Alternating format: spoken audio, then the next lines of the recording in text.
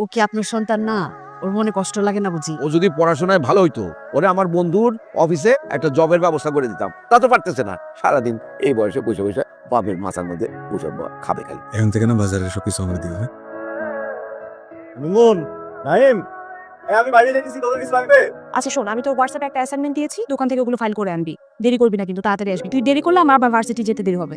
আব্বা, 2000 টাকা লাগবে, দেন তো ভার্সিটি ফি দিতে হবে।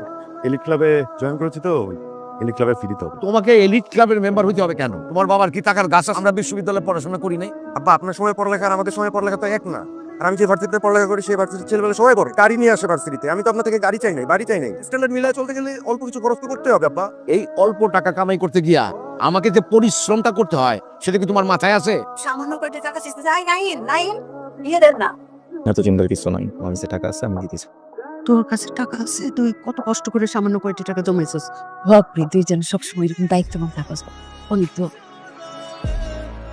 আল্লাহ তোর বড় করুক। রসুল, কি ব্যাপার, কই যাস? পুপি কল দিছে, বললো তাড়াতাড়ি বাসায় যেতে। কিছু হয়েছে বাসায়? আমি তো ওই যে কিছু বাজার দিয়ে আসছি একবার, যে আর মনের ওই অ্যাসাইনমেন্ট প্রিন্ট করতে বসলো, ওইটা দিয়ে আসছি। এমন সবজি কিনতে আসছি, এর মাঝে কি হবে? তুই কি বাসার দিকে যাইতেছিস? আমার নেই। তো রিক্সা থামাইছে কেন? আসো। মুনমুনকে দেখতে আসবে তোর ফুপা, সকালবেলা হঠাৎ করে বললো। তুমি রসুলকে বলো নাই? আমি তোমার হবু বউ, তোমার বোনের বিয়ে ডেকোরেশন করতেছো, কিন্তু এটার আগে কি হওয়া দরকার ছিল? তোমার আর আমার বিয়ে হওয়ার কথা ছিল। তুই কনফার্মেশন দিচ্ছে কি? সত্যি করে বলো তো, আমার দিকে তাকাই বলো, তুমি আমাকে ভালোবাসো না? বাসি, ছোটবেলা থেকে বাসি, অনেক ভালোবাসি। এত ভালোবাসা কোথায় যে রাখবো বুঝতে পারতেছি। হয়েছে, আর চাপাবাজি করা লাগবে না। এই, সত্যিটা শুনবি না? অনেক সত্যি শুনছি, আর শোনার দরকার নাই। শোন, মন তো ভালো হতে পারে নাকি? দরকার নাই। শোন না, আমি তোকে অনেক রসুল, তাড়াতাড়ি আয়, সর্বনাশ হয়ে গেছে। মুনমুনের শ্বশুরবাড়ি থেকে যে গয়নাগার যে পাঠাইছিল, সব গয়না চুরি হয়ে গেছে।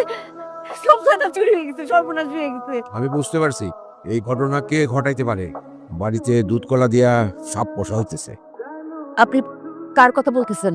তোমার ছেলে রসুলের কথা। রসুল? আমার ছেলে বলতেছেন? রসুল কি আপনার ছেলে না? তুই কি বলতেছেন? আমি কেন আমার বোনের গয়না চুরি করতে যাবো? আমি তো ছাদে সবকিছু গোছাইতেছিলাম, আপনি আসলে জিজ্ঞেস করেন। স্যার, বললাম পারে আব্বা, আমি কোনো কিছু চুরি করিনি।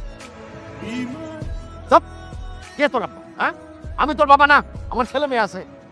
কোনো চোর আমার ছেলে হইতে পারে না। কেউ আমার রক্তের না, কোনো চোর আমার ছেলে হইতে পারে না। আমার রসুলকে এই শিক্ষা দিয়ে বড় করি নাই যে নিজের বোনের গয়না চুরি করবে। পুলিশে ফোন দেন এখন। নাইম, সাবধানে কথা বলিস। রসুল তোর বড় ভাই। চোরকে পুলিশে দিবে না তো কি, ঘরে বসে আদর করে খাওয়াবে? সে